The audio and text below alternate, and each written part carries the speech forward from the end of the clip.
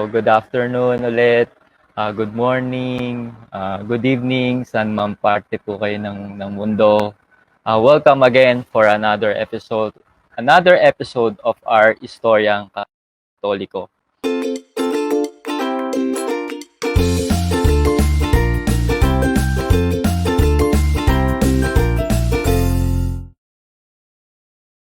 Mga ka-faith, this month of October, meron tayong October opening sale. Makaka-avail ka ng less 4% discount sa lahat ng mga merchandise item natin. So, pwede kang bumili ng t-shirt, mugs, hoodies, and cup sa ating merchandise store. So, ang gawin mo lang, gamitin mo lang tong coupon code na OCT Launch.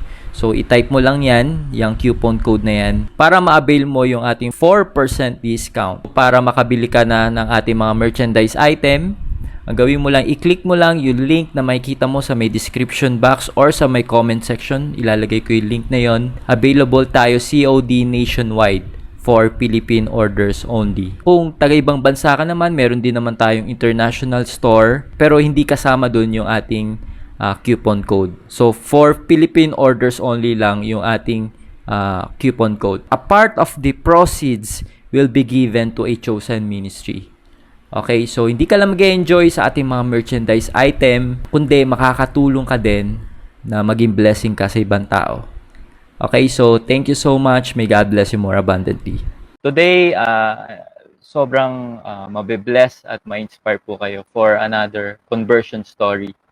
And itong itatampok po natin ay dati po siyang Muslim na naging Katoliko na po siya ngayon, full-fledged Catholic.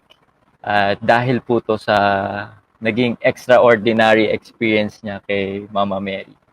Ayan, so i-type nyo nga po dyan sa comment section kung excited na kayo na makilala po itong itatampok natin ngayon. At para na rin po sa kanyang safety, mas pinili po namin na hindi na po siya magpakita sa camera. Kumbaga, maririnig nyo naman po yung boses niya. So, itatago lang po natin yung identity niya. Okay? Para po sa kanyang safety. Okay? So, kamusta? Sabi ni Sis Micah, great day watching from Singapore. Kamusta ka po dyan from Singapore? Hello, shoutout po kay Sis Adendura. Ayan, thank you so much for praying. Subscribe po kayo sa kanyang YouTube channel, Adendura TV. Ayan, si Brother LJ Kobe. Hello bro, kamusta ka? Ayan. Sabi ni Sis Mike, excited na daw siya. Ayan, so hindi ko na po patatagalin. Let's all welcome Brother Jericho. Hello, bro. Gandang hapon po sa lahat ng tagapakinig, mga kapanalig, mga kapamilya, mga kapuso, at lalong-lalo na rin po mga kapanalig kong mga yung nasa Muslim pa po. Wassalamualaikum warahmatullahi wabarakatuh. At sa tambien nga Talina, Zamboanga City, Tauy también ara aquellos Talina Pueblo de Zamboanga. Buenos días con ustedes. Yo ser hermano antes na estudio un Muslim pero ara takia ya converte na un Kristiyanos Katoliko.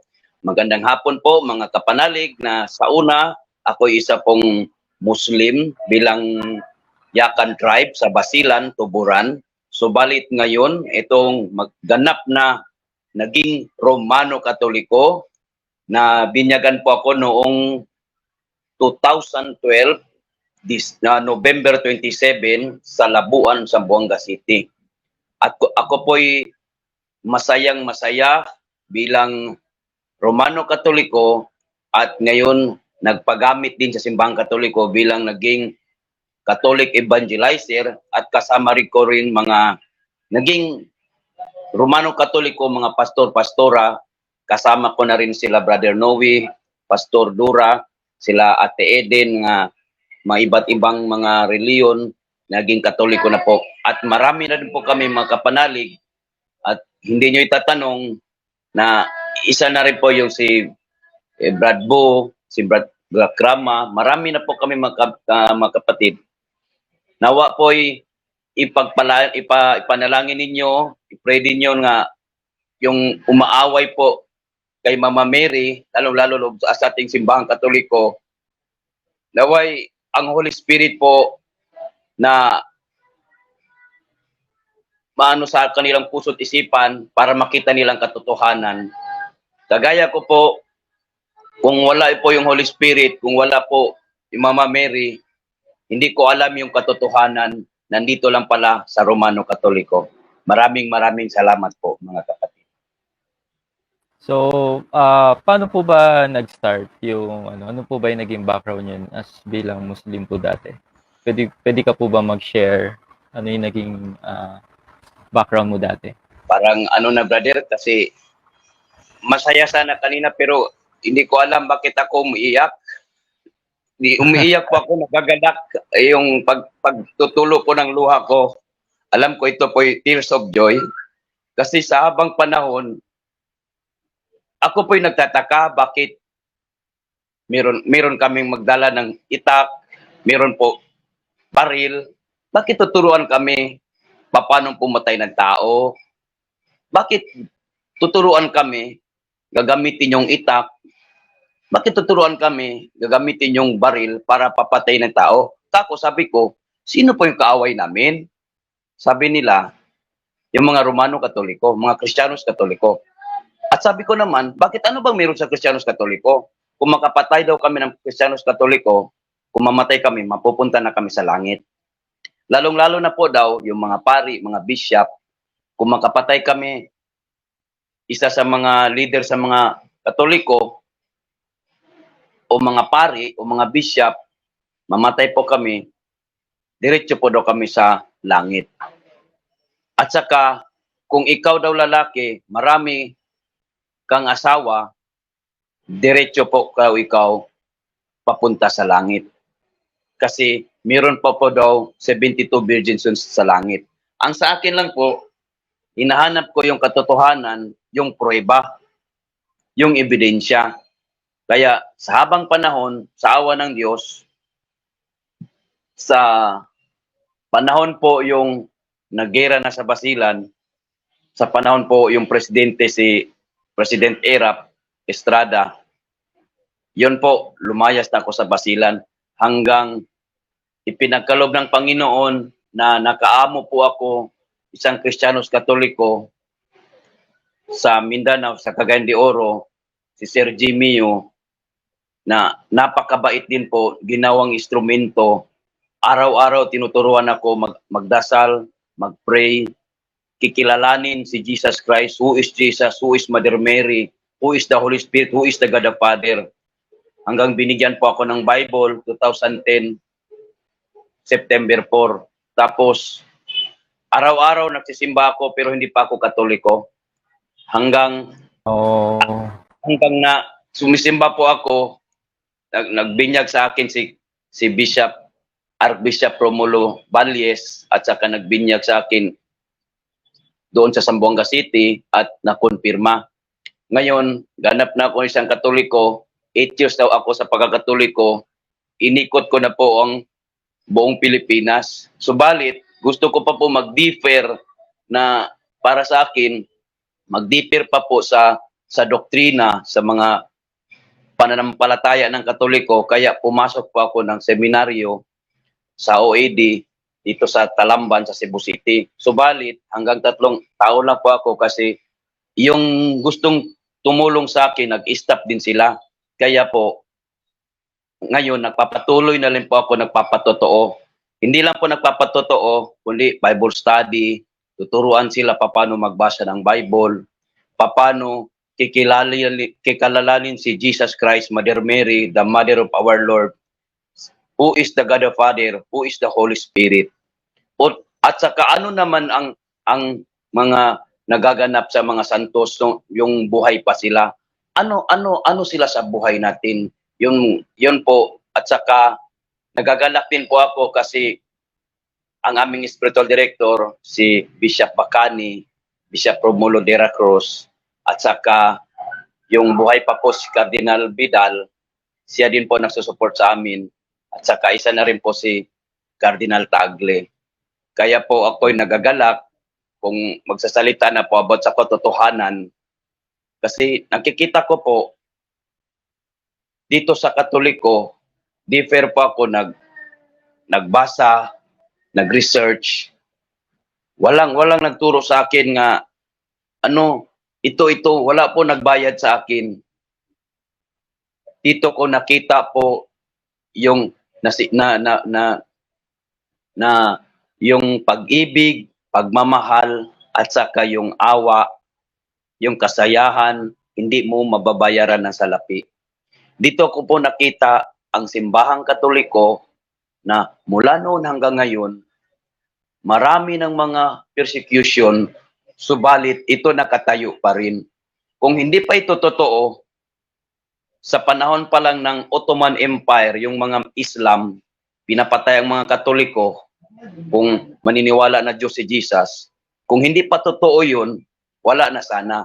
Subalit totoo po yung ang simbahang Katoliko, kaya victory po tayo yung 1571, October 7, the Battle of Lepanto, sa pamamagitan ng intercede ni Mother Mary, the Mother of our Lord. Kaya po nakita ko po yung mother ko at saka si Mother Mary, ano yung role niya bilang ina. Kaya nakikita ko, minsan susuntukin ako ng tatay ko, papuloy na ako, sabi niya, papatayin ako, kako sabi ko, kahit papatayin mo ko, okay lang po kasi kayo po yung tatay ko.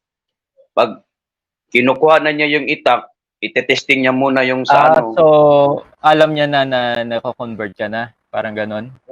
Kukunin niya yung itak, itetesting niya muna yung sa pako, yung mga 5 inches, maputol yung pako. Tapos kako sabi ko, okay lang pa, kahit patayin mo ko.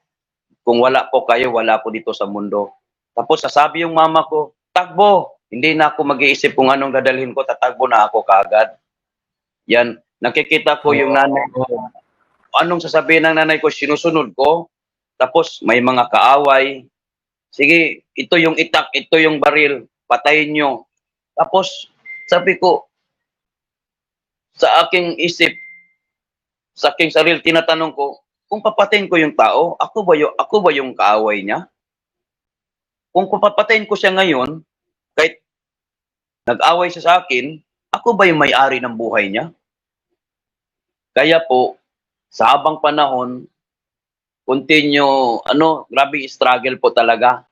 Hanggang naghahanap buhay ako, nag-practice po ako magsalita ng salita ng Zamboanga City, nag-training ako magsalita ng Bisaya, minsan tinatawanan ako nila, kaya Tagalog na lang po ako, minsan hindi magkatugma yung Tagalog ko, hanggang nakarating po ako sa Cagayan de Oro. Nagdala talaga ng Panginoon mga instrumento para yung ugali ko puro na lang hatred, puro na lang galit, mga puot, dahan-dahan nawawala sa pamamagitan ng pagsasali sa akin ng Life Spirit Seminar, Healing Unbroken Curse, at saka mga tinatawag yung spiritual growth, hanggang na-differ ko, na-feel ko, buhay talaga yung Diyos. Buhay talaga yung Diyos sa buhay ko. Na-feel ko po yung presence niya. Subalit ang tanong ko, di ba pareho lang yung Diyos? Nung Muslim pa ako, di ba may Diyos sila? Yes. Yun sinasabi ko, may Diyos sila. Ang tanong ko ngayon, sabi ko, kung totoong Diyos si Allah, kasi sabi nila, God the Father si Allah, tanong ko,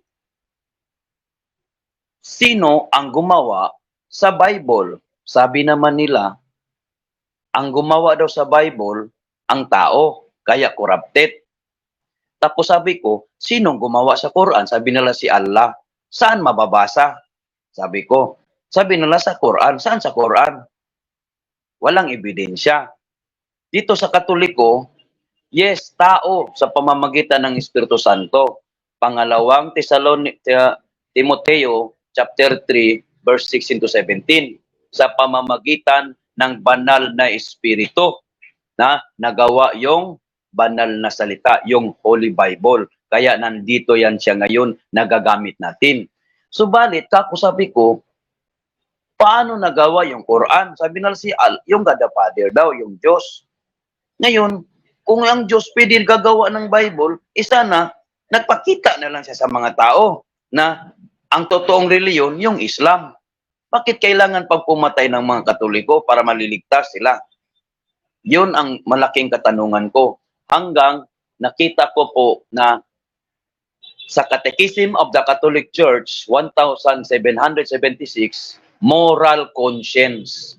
Kaya nag-dictate po sa puso't isipan ko sa habang panahon kung totoo yung Diyos ng Islam, si Allah, bakit kailangan pa silang pumatay? Bakit kailangan pumatay yung mga nimos? Ang sabi naman nila, yung sa wikang Arabo, laha ilaha illallah. No other gods you worship is Allah. Walang ibang sasambahin kundi si Allah. Sa ating simbahang Katoliko, na sa John chapter 14 verse 6, sabi ni Jesus Christ, I am the way, the truth, and the life. No one's come to the Father except through me. Kung hindi ka maniniwala na sa Diyos si Jesus Christ, hindi ka makarating sa Ama. Subalit sa kanila, si Jesus, isa lang propeta. Propeta din para sa kanila, si Muhammad. Subalit para sa kanila, mas nakakataas si Muhammad. Tapos sabi ko, paano ko malalaman na mas taas si Muhammad? Pwede ko ba makita saan mababasa? Hinahanap ko yung World Almanac mabasa din po sa World Encyclopedia at sa mga dictionary. Nauna si Jesus. Kasi sa panahon ng 1st century hanggang 33 century, si Jesus Christ na buhay dito sa mundo. Subalit, si Muhammad dito lang po sa 7th century. Ang tanong, sino nauna? Si Jesus o si Muhammad? Siyempre si Jesus. Kasi sa 33 AD, wala na si Jesus. Founded na ang Roman Catholic Church. Bakit sa Roma? Nga nandoon naman sila sa Jerusalem. Kasi sa Jerusalem, hindi tinanggap ng mga Hudeo na Diyos si Jesus Christ. Kaya, galing sa Jerusalem, pumunta yung mga disciple sa Roma. At saka, tinanggap sa Roma at doon pinatay yung ating dalawang pillar of the Roman Catholic Church, si San Pedro at saka si San Pablo, at pamamagitan ng kanilang kamatayan, sa kanilang buhay na i-offer sa simbahan, sa kanilang pananampalataya, lumaki po ang simbahan.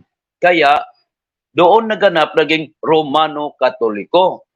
Yun ko po nakita. Subalit, sa kanila itatanong ko, walang ebidensya. Kung dito tayo sa history, makikita mo talaga, matrace mo yung Roman Catholic Church. Matitrace mo talaga kung ano ang Roman Catholic Church. Who is the founder of Roman Catholic Church? No other than Jesus Christ. Who is Jesus Christ? The Son of the living God. According to him, na siya ang daan, siya ang katotohanan at ang buhay. Saan mababasa? John chapter 1 verse 1. Sa simula pa, nandyan na yung salita. At ang salita ay yung verbo Diyos. John chapter 1 verse 14, and the word was made flesh and dwelt among us. Saan natin makikita? Sa pamamagitan ng Holy Eucharist dyan po sa misa. At sa John chapter 19 verse 22 to 23, saan niya ibinigay na yung pahintulot o authority doon sa mga disipulo. Sino na yung mga disipulo? Mga kaparian na, mga bishop. Saan nagaganap ngayon? Sa Holy Eucharist. Sinong kakain ng aking katawan at uminom ng aking dugo? Kung mamatay siya, makakamit at makakamtan niya ang buhay na walang hanggan. Yun ang promise ni Jesus Christ sa John chapter 6 verse 54 to 56. Yan po ang nakikita ko, ang pag-ibig, pag-asa, pagmamahal at kasiyahan na hindi ko mababayaran sa salapi.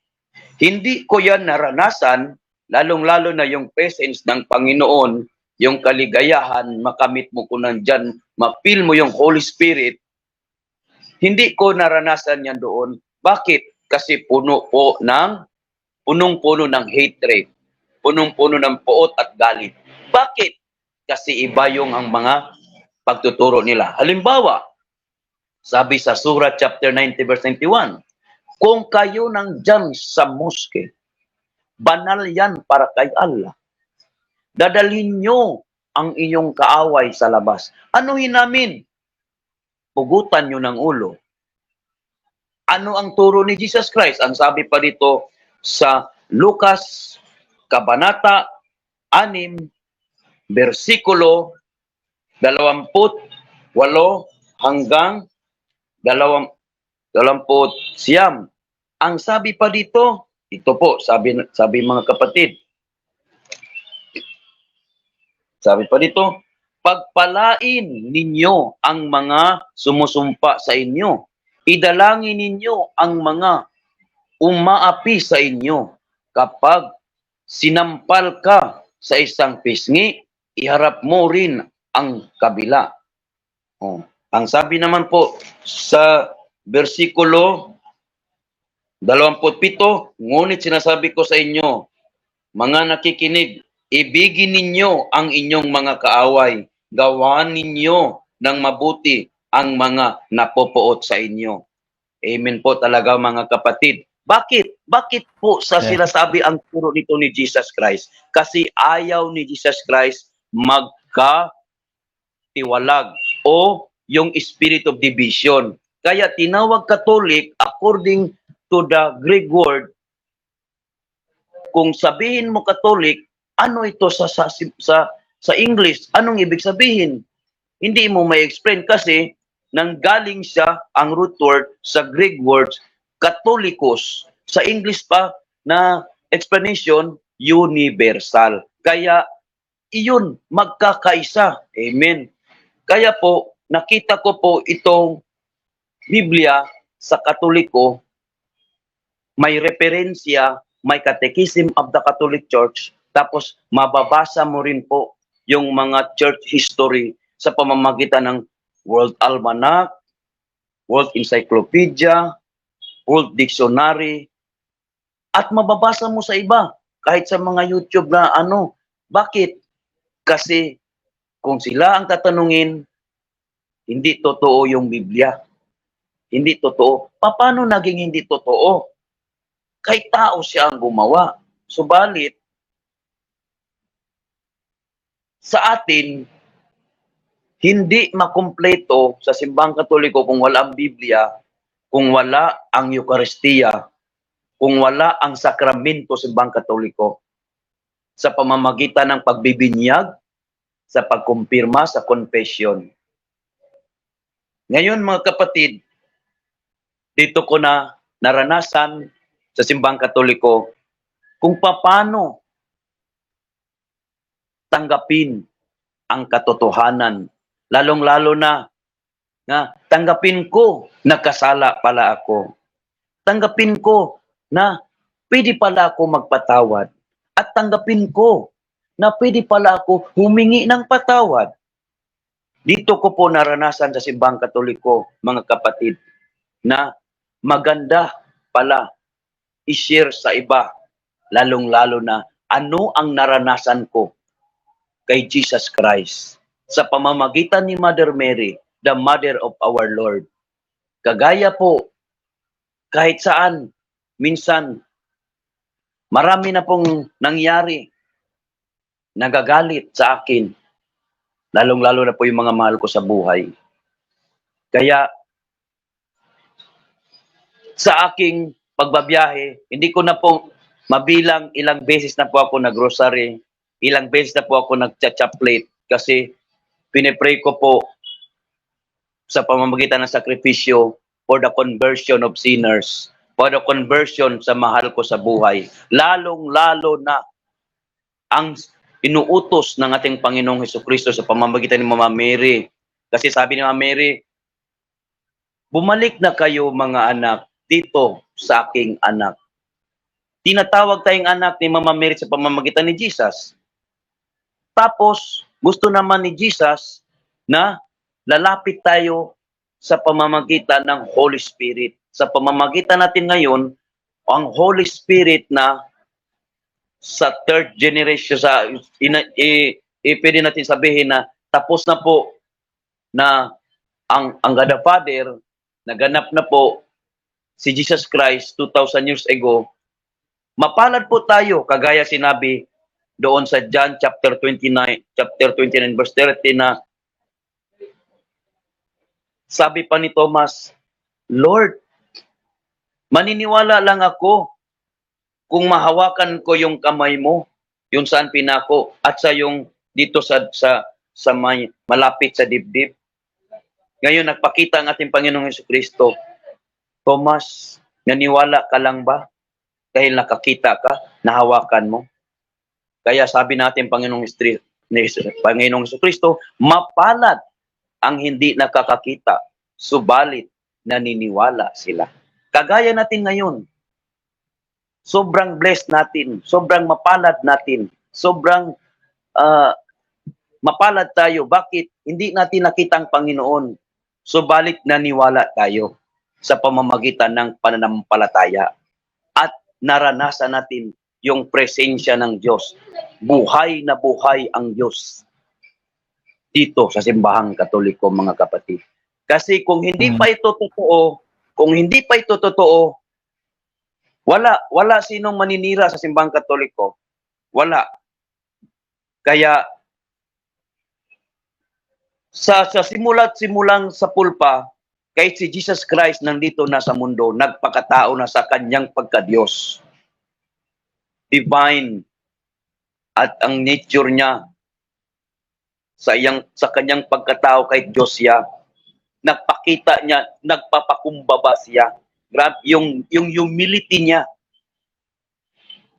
Kaya gusto pala ni Jesus Christ, kahit katiting lamang yung ugali, itong spirit of humility. Bakit? Kasi package na pala yung humility. Kasi kung nandyan yung pag-ibig, nandyan yung pagmamahal. Kung nandyan yung pag-ibig, nandyan yung kaawaan. Kung nandyan yung pag-ibig, maligaya ka, masayahin ka, nandyan naman po yung tinatawag nating self-control. Kasi aanhin ko yung pag-ibig ko, wala akong self-control, kulang pa rin po. Kagaya yung mga dila. Kaya sabi ni Jesus Christ, ibigin mo ang iyong kaaway. Pagpalain mo yung nagsusumpa sa iyo. Hallelujah, praise the Lord. Dito ko lang po naranasan, mga kapatid, sa simbahang Katoliko. Kaya, hindi naman ibig sabihin na bakit ako nagtatago, takot pamatay. Gusto ko pa po talagang magsiserve sa simbahang Katoliko, mga kapatid. Bakit? Ang inaalala ko sa next generation, generation to generation. Sino pa ang magpapagamit sa next generation? Kaya, kung may good family, next generation, papatuloy pa rin po may magpapari. Pagpapatuloy pa rin po may magmamadre. Magpapatuloy pa rin po may magsiserve sa simbahan. May magpapagamit pa po bilang mga preacher, bilang mga magpapasimbahan. Kasi kung titignan natin, nobody's perfect, wala na. Walang perfect, pero ang pinakamaganda, sino ang nakikita natin ngayon? Good family. Ang good example, Jesus, Joseph, and Mary sa pamamagitan na tinatawag the Holy Family. Kasi kung walang makipag-serbisyo ngayon, magpa-serve sa mga pamilya, kawawa ang next generation. Kawawa. Bakit? Hindi na natin antayin. Tama. Hindi na natin antayin na may pader, wala si pader. Kulang na ang pari. Bakit? Kawawa na tayo. Kung mamatay tayo, wala ng pari. Wala nang magmisa, wala nang magpray, wala nang mag-anoint. Anointing of the sick. Amen, no? Kaya, Mga kapatid, sino nakikinig ngayon, lalong-lalo na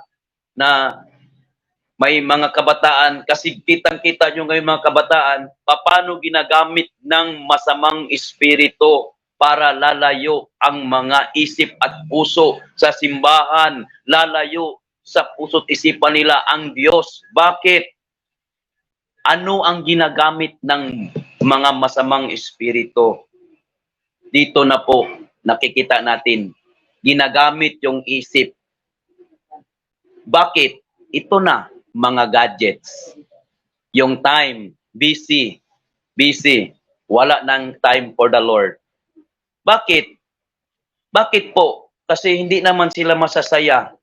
Kasi nakikita nila ngayon ang tama, puro mali. Ang tama, puro mali. Bakit? Si Jesus mismo nagsabi, nakikita mo sa kanila, may mata sila, pero nagiging bulag sila. Meron silang mga tenga, subalit mga bingi na sila sa pamamagitan ng mga nagawang kasalanan sa generation to generation, lalong-lalo na sa ating family tree. Kaya sa generation to generation, kung walang sino magpagamit, sino na lang po? Paano na lang ang next generation? Amen, no? Kaya po, pasalamat po tayo na meron po na ginagamit pa rin ng Panginoon kasi kahit sa amin, mahirap talaga ang ginagawa namin, subalit nakikita namin buhay ang Diyos. Kasi kung hindi pa ito totoo, patay na po kami. Kahit saan kami makarating, pero kami na po mismo nasasabi, ang iba, bakit daw na kaya namin na walang sahod, walang pera? Ako sabi ni Lord sa Matthew chapter 7 verse 7, kumatok lamang kayo at bubuksan ko. Hihingi kayo, bibigyan ko kayo. Maghanap kayo, matatagpuan nyo. Kaya ang ibang mga tao, mga kapatid, ang isip, kung walang pera, walang kaligayahan. Kung walang pera, walang kaibigan. Kung walang pera, walang kamag-anak. Walang wealth.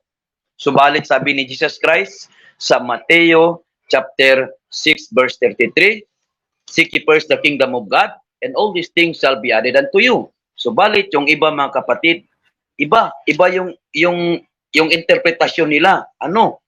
Hanapin nyo muna ang pera. Tapos ang lahat ng yung mga problema at lahat ng mga utang idagdagan pa. Pero sabi ng Panginoon, sundin natin yung Panginoon, sabi pa sa English, seek ye first the kingdom of God, and all these things shall be added unto you. Ang sabi naman po sa wikang Tagalog, ngunit pasumakitan ninyo ang higit sa lahat ang pagharian kayo ng Diyos at mamuhay ng ayon sa kanyang kalooban at ipagkaloob niya ang lahat ng kailangan ninyo. Amen po mga kapatid. Yan po Amen. nakikita mga kapatid ko dyan kay Kristo, mahirap po mag-serve sa Panginoon. Lalong-lalo na mag-invite po kayo magsimba, lalong-lalo na mag-invite kayo mag-pray. Anong sabi nila? Busy po kami, busy. Pero sabi mo magpunta tayo ng prayer meeting, busy po. Pero unahin pala natin ng sakripisyo, pag-pray. Holy Spirit, move in power. Come, Holy Spirit, move in power.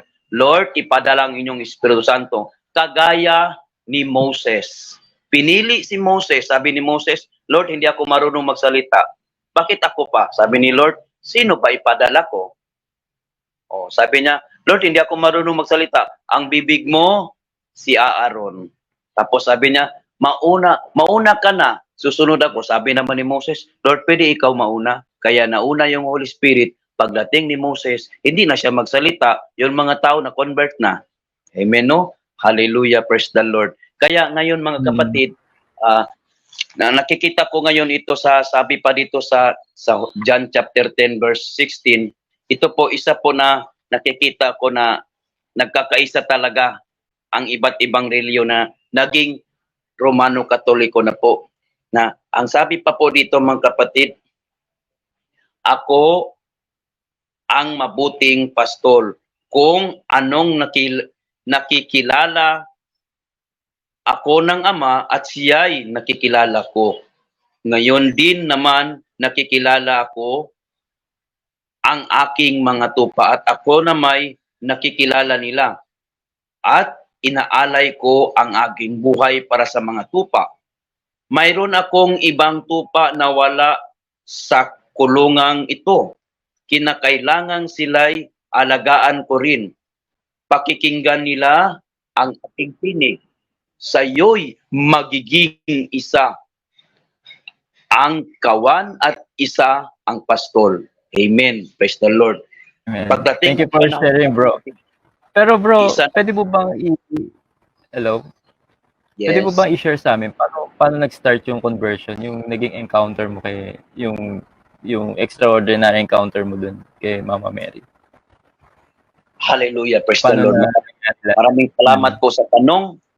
Ito po, nakita ko mga kapatid, sabi ko, sa isip ko, paano naging tao si Jesus? Saan siya dumaan? Hindi naman pwede na yung nanay niya isang baka. Hindi naman pwede yung nanay maging kambing. Oo. At saka, hindi din siya pwede maglilitaw na lang, ako si Jesus. Ako galing sa Diyos.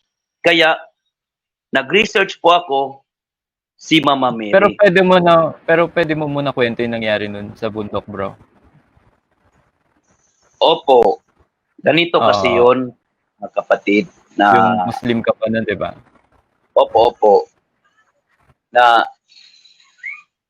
yung nanay ko po talaga, siya talaga palagi magsabi sa akin na wag kong sundin ang mga inuutos sa akin ng mga nakakataas sa akin kasi hindi tama daw yung mga inutos sa akin, magdala ng itak, magdala ng yung baril, tapos patayin ng mga kaaway. Salamat sa Diyos mga kapatid, hindi pa talaga ako nakapatay ng tao. At saka sa pamamagitan ng nanay ko, iyan po din ako nakakilala kay Mama Mary. Hanggang na si Mama Mary din po nagpapakita bilang isang babae na hindi ko kilala. Hindi ko po kilala. Hanggang wala lang po, hindi ko lang tinatanong ano siya kasi akala ko kasi parang But do you mean nagpapakita? Talaga nakikita mo as in person, ganun. parang ano lang ba, akala ko parang kuan lang yung sa Tagalog pa, guni-guni lang, ganun. Hanggang Okay. opo.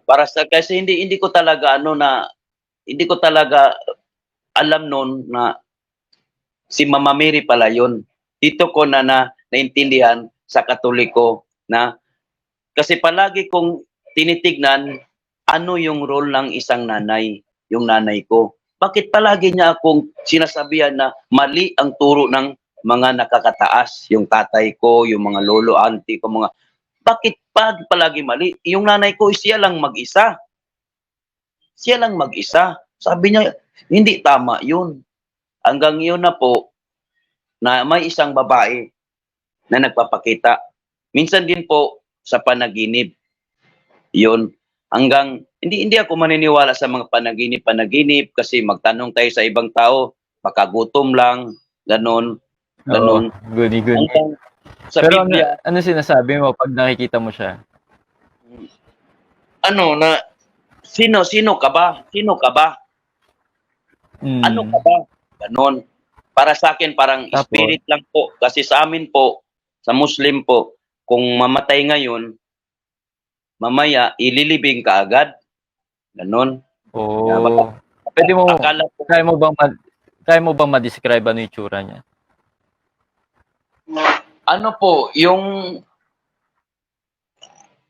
alam nyo naman po yung mga babae ng Muslim, no? Yung tinatakpan yung buhok, yung may belo. Kasi nag-research ako sa simbahang Katoliko, sinusunod pala ng mga Islam yung mga Hudiyo.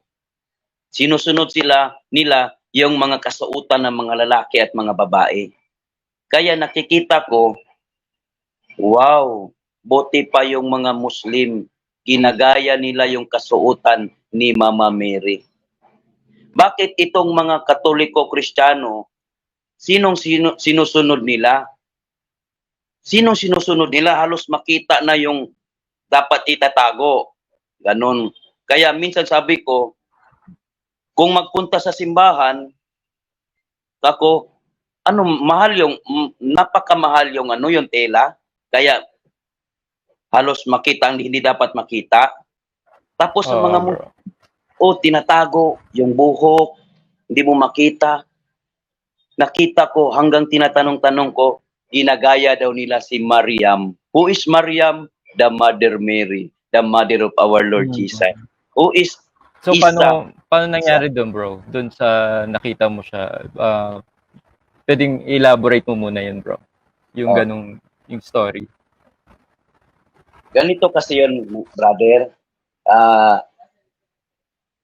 Yung hindi ko pa alam si Mama Mary yun, palagi lang ako nagtatanong, sino ka? Ano ka? Baka sabi ko, baka spirit lang siguro.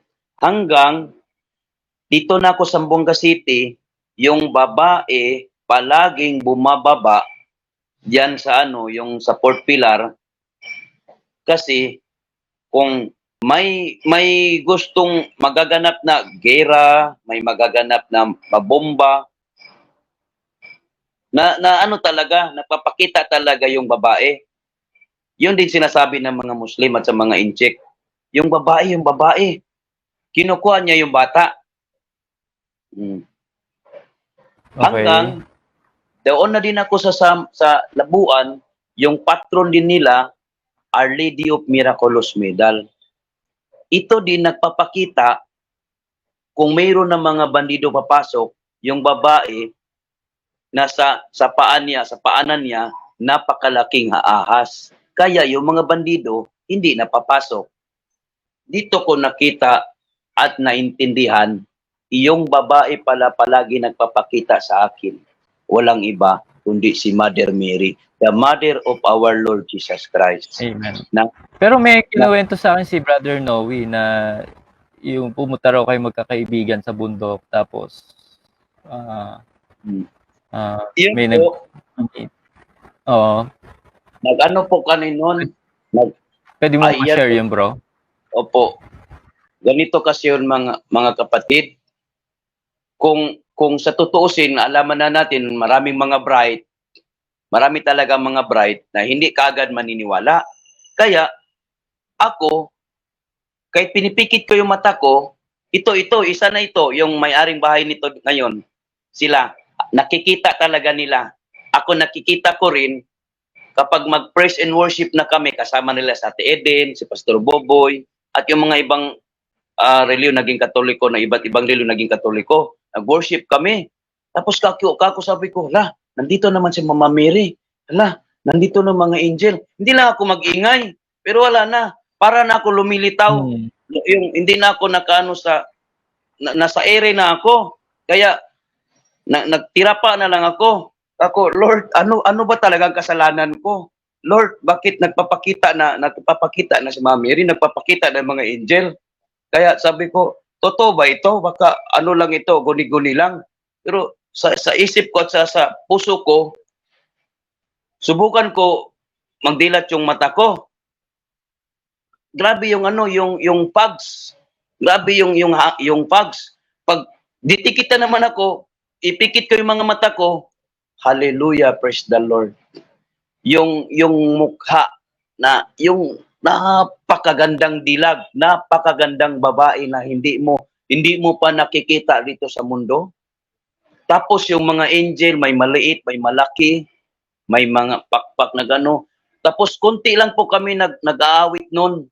Tapos napakaraming boses.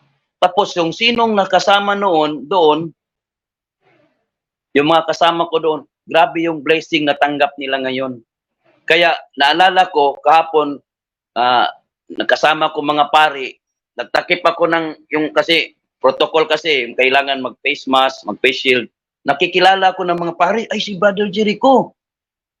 Ako sabi ko, Father, nanggaling ako, yung mga kasama ko, yung sabi nila na, sana daw yun, mag-worship tayo, tapos nandun si Mama Mary, nandun mga angel.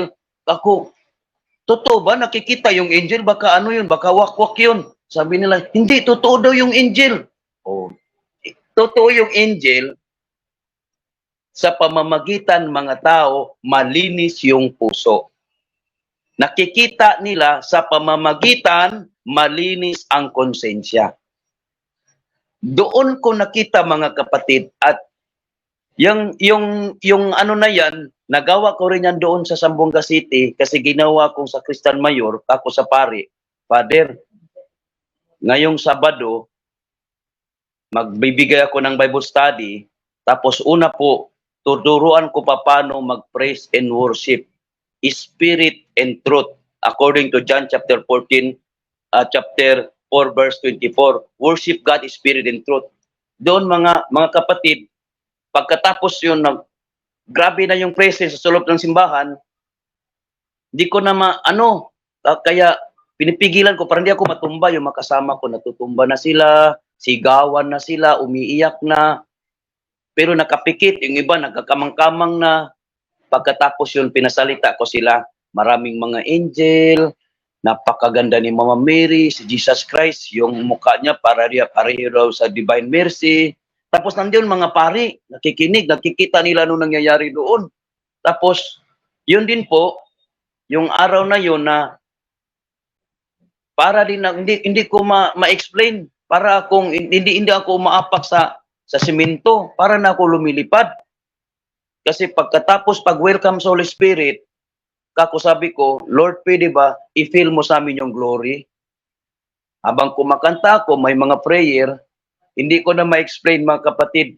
Kagaya kahapon, bago ako nag-mission papunta sa isla, nag-worship ako sa loob ng kwarto. Yung isa kong damit, hindi ko ma-explain, napakabasa ng luha. Iyak ako ng iyak. Iyak ako ng iyak. Grabe yung presence na Panginoon. Tapos, nandyan talaga, mga kapatid. Hindi natin kung sa tutuusin lang, hindi maniwala, wala akong magagawa. Wala akong magagawa. Kasi, sabi ng Panginoon, sabi ng Bible, 2 or 3 witness, totoo yan.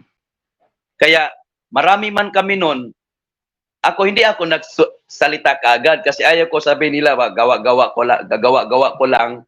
Kaya, marami man kami, hindi lang man 3, hindi lamang 5. Kaya sa Biblia din, sabi ni Jesus Christ sa Matthew chapter 18 verse 20, 2 or 3 are gathered in my name, I am the midst of them. Hallelujah, praise the Lord. Kaya mga kapatid, nakikita ko dito sa simbahang Katoliko, kompletong-kompleto. Nandyan na po yung mga pari, ang mga bishop, representative ni Jesus Christ. Subalit, nagpakatawang tao sa pamamagitan ngayon sa misa, sa Holy Eucharist. Sa pamamagitan ng salita ni Jesus Christ, sinasalita ng pari, sa pamamagitan ng Holy Spirit, yung hostya at yung wine, nagiging body and blood of Christ na kinakain natin araw-araw, at sinasabi natin sa Our Father, sa Matthew chapter 6, verse 9 to 13. Kinakain natin our daily bread. Hindi sinasabi na monthly bread o yearly bread. Our daily bread. Amen. Hallelujah. Praise the Lord. Maraming salamat po, Panginoon. So, yun po. Yung sa yun nga po, yung sa na-experience po dun, yung sinasabi ni Brother Noe, natatanda mo pa ba yun, bro? Opo. Yung sa bundok na muntikan ka daw Opo. mahulog. Dito yung pwede po sa bang garing ma-share? po Ano yun. nangyari doon? Kasi basta magpunta po kami, bigla malakas talaga yung ulan. Nagbabaha talaga. Pero kung nandun na kami, mag-worship na kami, mag-umpisa na kami mag-worship, humihinto yung ulan. Pero grabe yung pugs. Grabe yung yung ano ba yung mga pugs, puting-puti talaga. Tapos, makasabi mo talaga na hindi lang kayo nandoon. Kasi marami man boses.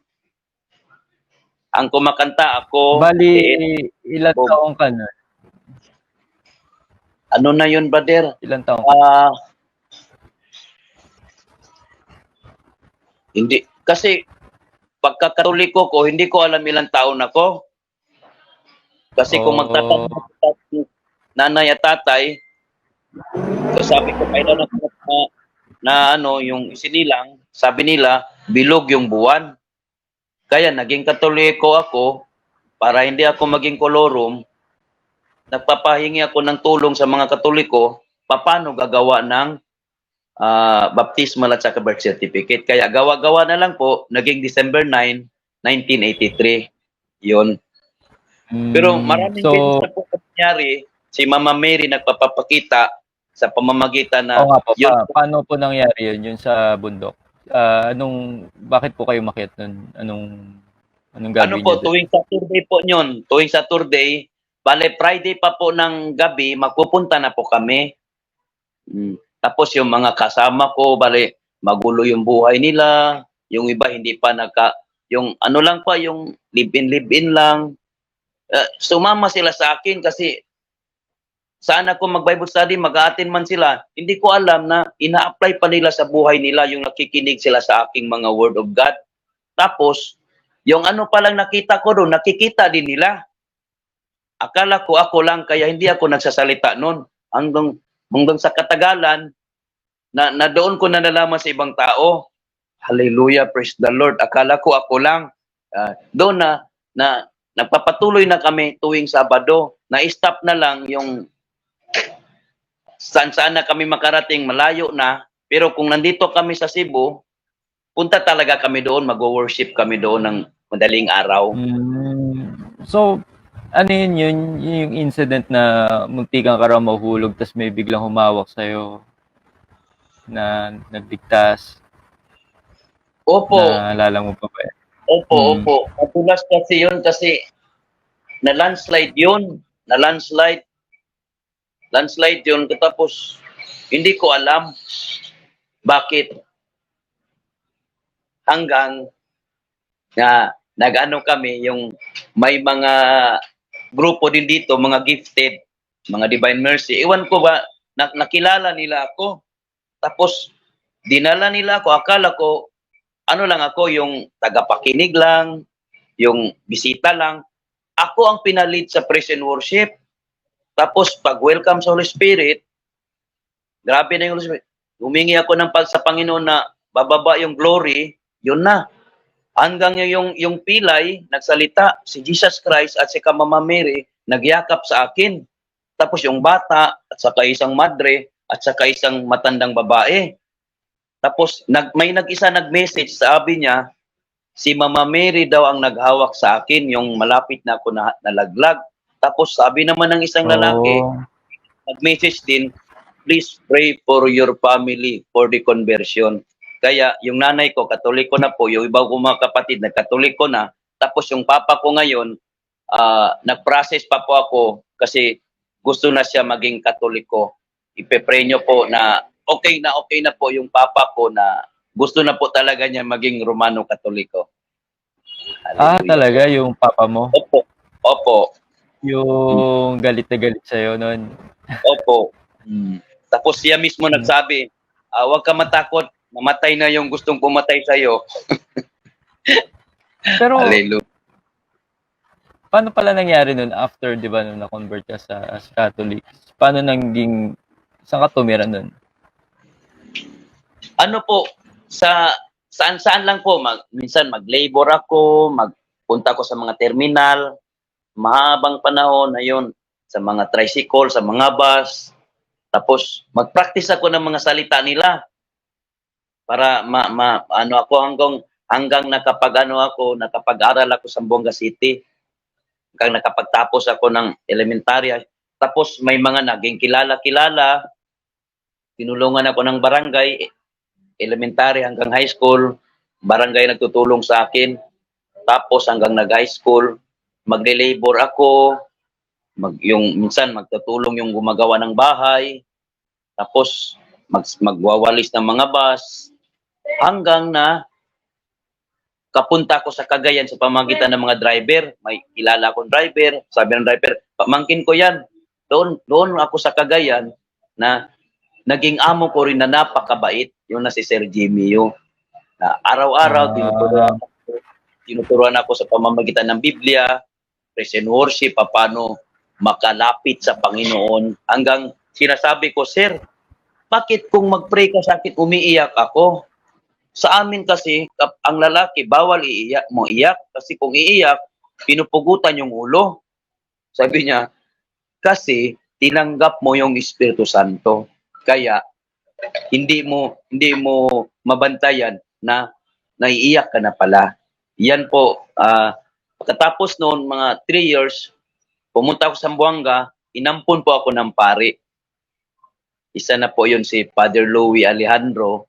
Tuwing madaling araw, mga 3 a.m., gigisingin niya ako kasi mag-pray kami ng Divine Mercy. Yung inaawitan namin yung Chaplet of the Divine Mercy. Luluhod kami sa harap ng Mama Mary. Tapos yung Jesus Christ. Hindi ko alam na umiiyak na pala ako. Inaawit namin yung prayer, yung chanting, hanggang na marami na ako nakilala ng pari. Sa pamagitan ni Father Louie, nakilala ko rin si Father Noe Dura, dinala ko dito sa Cebu, hanggang na deeper sa doktrina sa Simbahang Katoliko. Yun po, mga kapatid ko kay Kristo. Wow. Galing. So, bali ilang taon ka na as Catholic ngayon? Mag 8 years na po ako, Brother Adrian. Nice. Bali, sa 8 years na yun, ano na po yung naging, parang naging nakita mong purpose at mission mo as Catholic? Hallelujah, praise the Lord. Para sa akin, kulang pa po yung araw-araw na nilalakad ko. Kaya minsan sabi ko, bakit pa magpunta sa ibang bansa? Napakarami pang mga kapatid nating dito sa Pilipinas. Kilala lang yung Diyos, subalit hindi nila alam sino yung Diyos sa buhay nila. Hindi nila alam ano yung kahalagahan ng Eucharistia. Hindi nila alam ano ang kahalagahan ng sakramento. Halimbawa, yung confession. Halimbawa, ang pagdasal. Hindi nila alam. Kaya, salamat sa Panginoon na ginamit pala ako. Kasi noon, nakita ko yung amo ko. Sabi ko, Sir, gusto ko yung ginagawa mo, mag-preacher ka, magsalita ka ng Word of God. Subalit, ayaw ko. Kasi baka magsalita ko ng Word of God, insultuhin ako ng mga Kristiyanos. Baka masaktan pa ako, makapatay pa ako ng tao, ganun. Iba yung ano ko noon. Ayaw ko, pero gusto ko makinig ng Word of God kasi umiiyak ako. Lalong-lalo na magsimba ako, tinataas yung hostya, yung chalice, ano sila doon, yung mag-awit. Bigla lang ako umiiyak.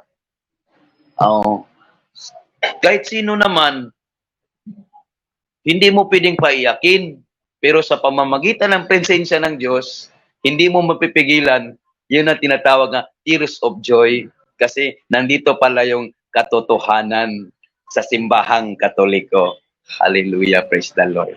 Amen. So, ang galing-galing nung naging conversion mo. At bali, yung sa family mo, ilang taon nila bago nila natanggap? Bago ka gilit nagpakita sa kanila? Yung 2010 po, nakakita po kami ng nanay ko, tapos nagpabinyag na ako, yung nanay ko, bumalik na talaga sa pagkakatoliko. Tapos yung iba Wow, ko mga kapatid, talaga. iba kong Galing. mga kapatid na sa mama at saka sa tatay ko, 5 lang po talaga kami. Pero yung iba sa ama lang po, marami kami. Yung iba hindi na po nakita. Kaya lang yung iba kong kapatid na yung puso nila Romano Katoliko na, kasi bakit? Yung mga anak nila pinabinyag na Simbahang Katoliko. Tapos nandun dyan ako sa Manila, tawag sila ng tawag. Yung sana ko nag-serve ng 3 years sa Zamboanga City, doon nila pinabinyag. Tapos sabi nila, kapatid ni Brother Jericho. Tapos, yun na, hindi pinabayad ng mga ano doon. Kaya ako sabi ko, praise the Lord na nag-serve ako Simbahang Katoliko. kayo pa rin naka-benefit sa mga na nag-serve ako sa simbang Katoliko. Naka-benefit pa rin kayo. And dahil sa akin nga, maraming nakilala din sa inyo. Ganun. Tapos, salamat po talaga sa Galing. Panginoon kasi gumamit siya ng mga instrumento. Kasi mismo po Roman Catholic, yung mga may ano sa simbahan na sisirain talaga ako para sabi, alam mo naman yung alam nila na traitor ako, binayaran. Paano sisirain? Sinisiraan ka ng... Oh, binayaran lang daw ako, kasi yung dugo ko daw traitor. Ganun ba? Para sa akin, paano ko ba ito ipaliwanag sa kanila? Kaya lang, wala lang ako. Palagi na salamat ako na sa pamagitan ni Brother Noe, may mga spiritual director na kami, Bishop Bacani, yung buhay pa sa una si Cardinal Vidal. Minsan ngayon, patay naman si Cardinal Vidal, si Cardinal Tagle, open talaga sa amin, si Bishop Pabilio, si Archbishop Romulo de la Cruz, Archbishop Valles, mga pari din, mga close friend.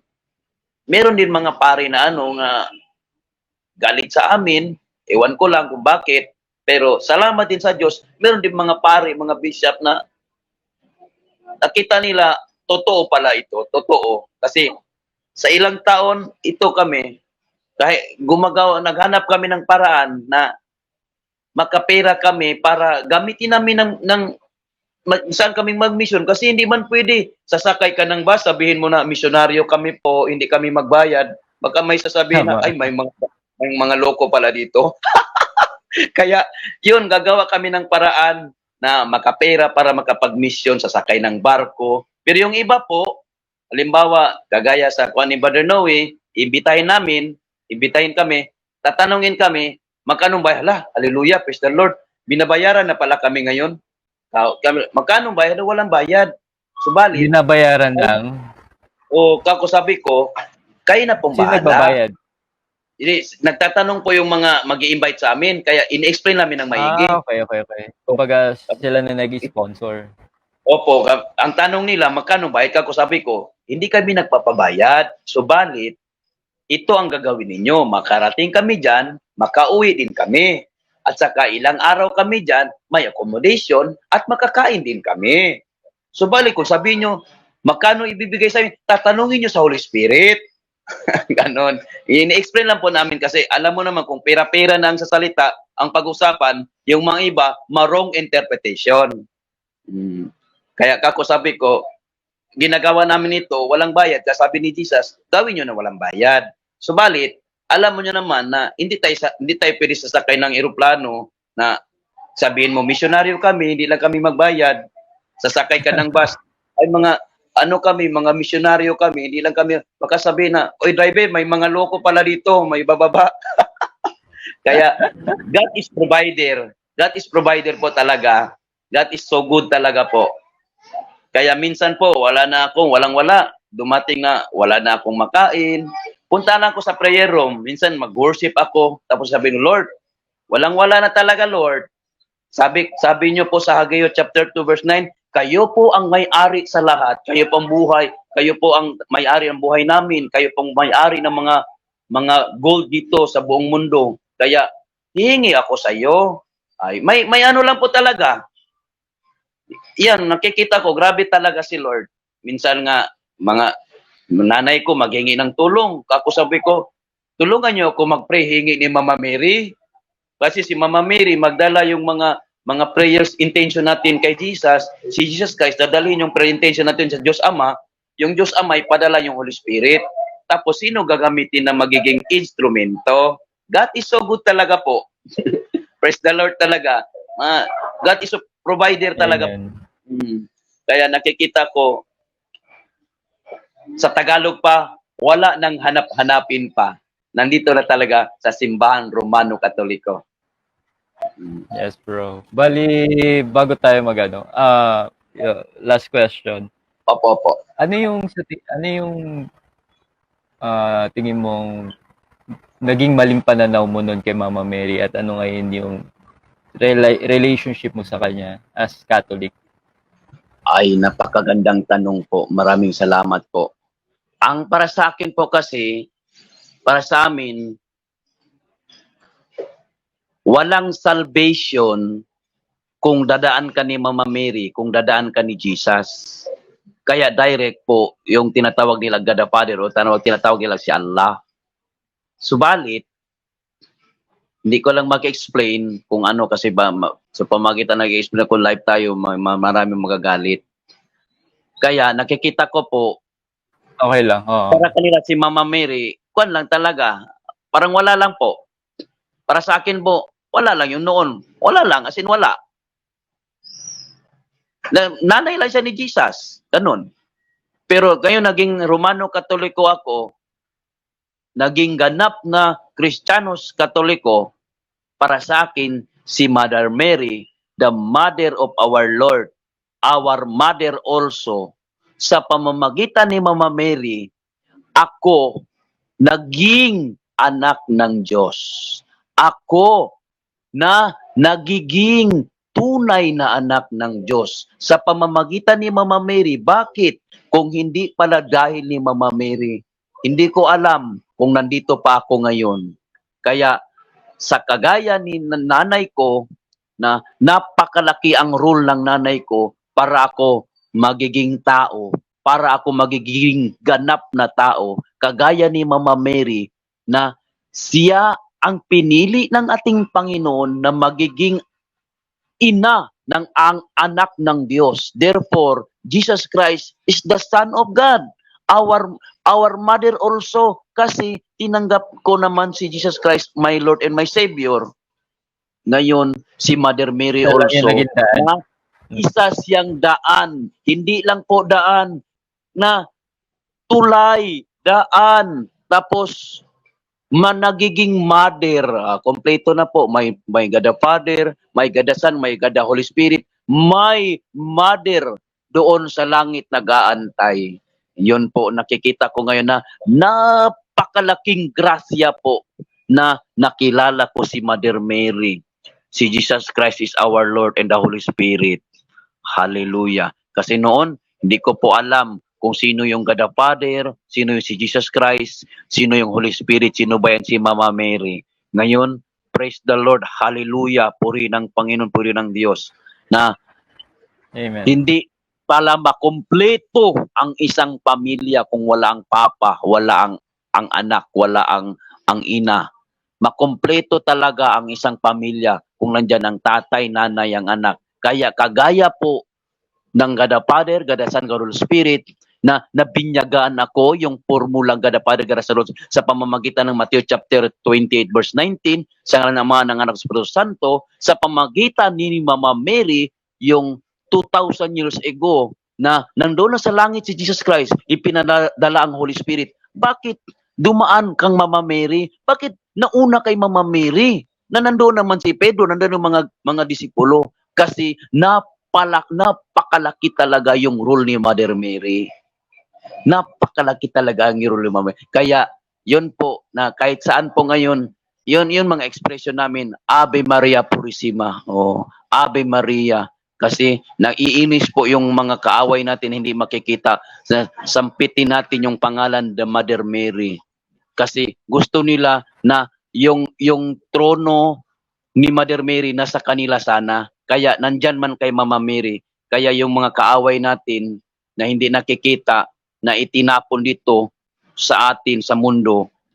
Kaya, because of Mother Mary, to continue invoke us, to continue cover us the blue mantle of protection, to continue intercede and to pray for us, na para tayo hindi malalayo sa paanan ng kanyang anak, our Lord and our Savior, Jesus Christ. Kaya po, hallelujah, praise the Lord. Walang iba ko. Kaya yung may kanta po kami dito sa Bisaya, yung Daghang salamat, Maria. Yun, uiyak talaga ako. Iiyak kahit bahala maraming tao. Grabe yung presence talaga ni Mama Mary. Kahit birthday ni Mama Mary. Tapos, marami po mga kanta nito ni Mama Mary. Kinakanta namin, iiyak talaga ako. Kasi grabe.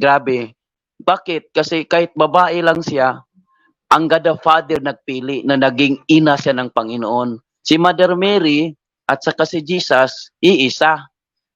Amen, no? Yung dugo ni Ma'am Amen. Mary at dugo ni Jesus, iisa. Yung laman at laman ni Jesus Christ, iisa. Kaya, hindi pwede na ma-separate si Jesus Christ sa kanyang ina. Yan Yes. nakikita ko, napakalaking role talaga ni Mama Mary. Kaya yung iba, nagagalit kay Mama Mary, naiinis. Wala daw, hindi daw. Bakit wala daw salvation kay Mama Mary? Sabi ko, hindi maaari. Kaya yun na, nag-one-on-one kami, nibigyan ko ng time. Tapos siya magsalita, kung pwede makinig ka sa akin, I praise the Lord.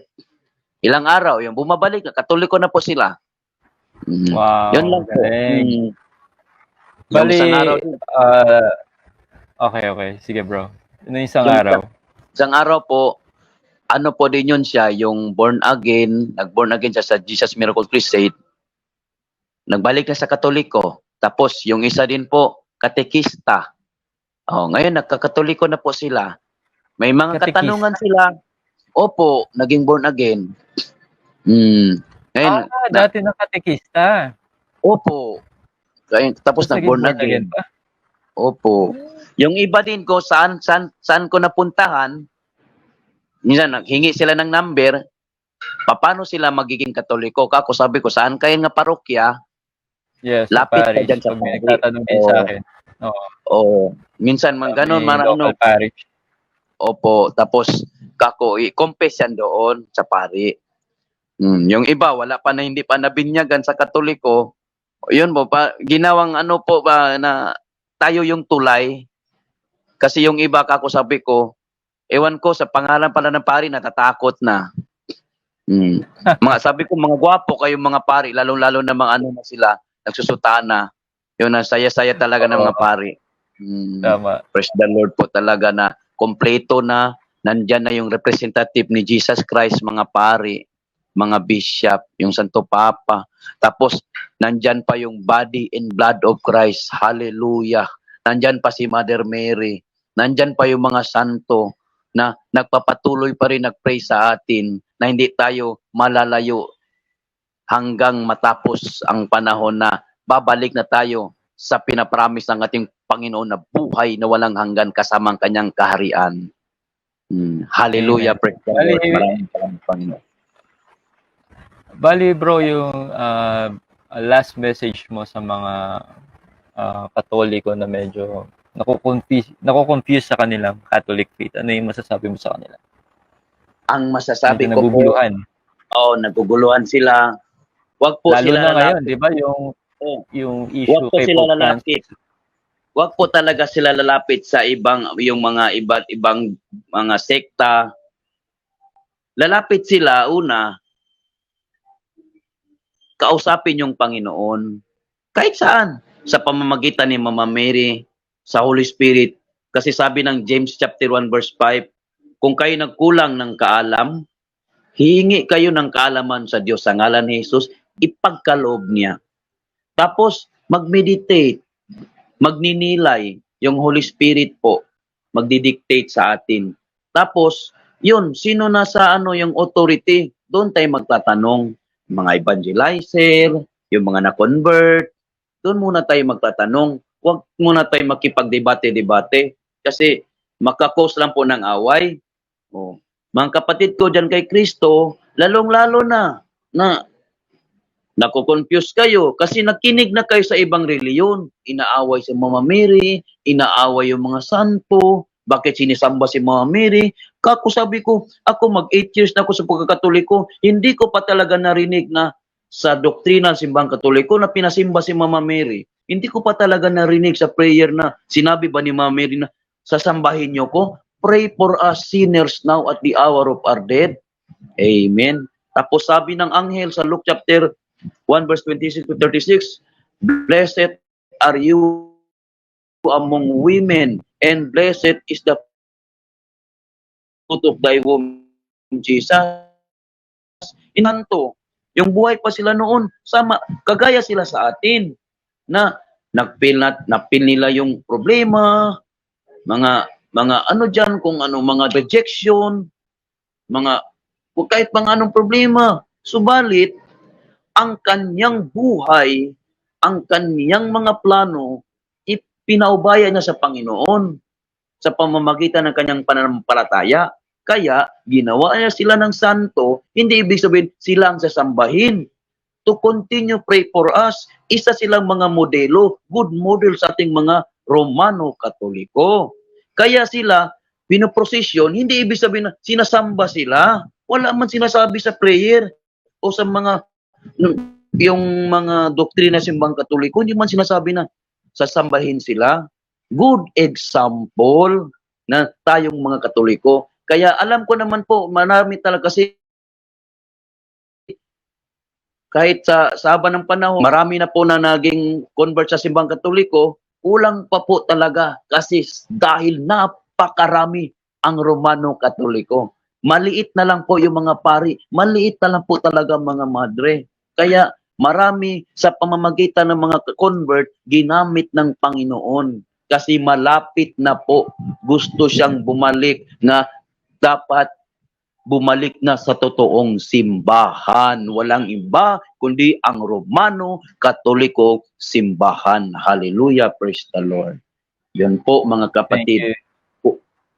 Thank you. Thank you bro for sharing your story at sobrang na-bless, na-inspire kami dun sa mga na-share mo. And we're praying for you na may God continue to bless you and may God continue to use you. At marami ka pang matouch at ma-inspire at mapabalik sa simbahan. Hallelujah. Amen. So, meron ka pa bang any last message, Hallelujah, bro, before we end? Sa mga kapatid ko dyan kay Kristo, huwag nyo raw kang kalimutan, yung sinasabi kanina ni Brother Adrian, si Sister Eden, yung sa YouTube niya, i-like nyo rin po. Kahit sa akin, hindi nyo na lang i-like. Meron ka okay ba? Lang. Meron ka ba? Meron ka ba? Kaya lang po, YouTube? wala po. Ano lang, yung Facebook lang talaga ako. Sa Facebook. Tapos, wala ka, hindi ka pa nag-start? Wala pa po. Minsan lang, magla-live lang ako sa Facebook. Kaya lang, Bisaya ang ano ko kadalasan kasi mas marami dito sa Cebu sa Kamindanao. Nagpapakita ka ba doon? Minsan lang. Kasi may ano ako, yung minsan nagbabike po ako, nagla-live ako, pero nag-ano ako ng Word of God. Nagsishare ako ng Word of God. Ganon. Kaya may mga nagtatanong kasi bakit daw di ka raw nakikita. Yun, sige, makikita lang po tayo kung sa Tagalog pa. Kita lang po tayo sa final. Saan mo yung final? Doon na sa langit. Pero basta walang problema, makikita lang po tayo by the grace of God, thy will be done. Opo. Thy will be done. Amen. Yun lang, ipagpatuloy lang po na i-pray sa amin na kasi yung inuutos talaga ni Jesus Christ, puntahan nyo yung mga hindi naniniwala na Diyos si Kristo. Kaya, yung nagre-research pa po talaga ako ngayon, marami na po nagiging Katoliko, mga iba't ibang reliyon, lalong-lalo na po mga Muslim. Kasi hindi man sila maniniwala ni Diyos si Jesus, yung mga iglesia ni Kristo, yung Jehovah, yung ibang reliyon, maniniwala man sila Diyos si Jesus, pero inaaway nila si Mama Mary. Kaya i-pray pa rin natin sila na yung Holy Spirit talaga, nila yung matanggap nila yung katotohanan, pawang katotohanan lamang, walang iba kundi yung simbang Katoliko. Kaya i-pray din natin sila, lalong-lalo na rin po yung mga kapatid natin na nag-una na sa atin. Sino yun?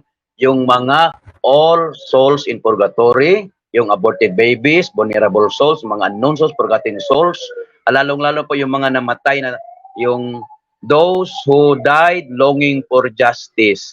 I-pray po natin sila kasi kung nandoon na sila sa langit, sila na po rin pong tutulong sa atin mag-pray. Maraming thank you. Maraming salamat po mga kapatid ko dyan kay Kristo. God bless you. Thank you so much, bro. God bless. God bless, bro. Thank you. God bless, Brother Adrian. So that's it. Thank you for watching this video. I hope na na-bless at na-inspire ka dito sa aking vlog.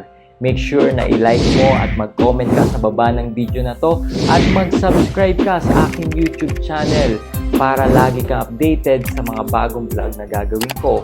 At huwag mo din kakalimutan na i-like ang aking page. So this been Adrian Milag, encouraging you to live your life to the fullest. God bless you more abundantly.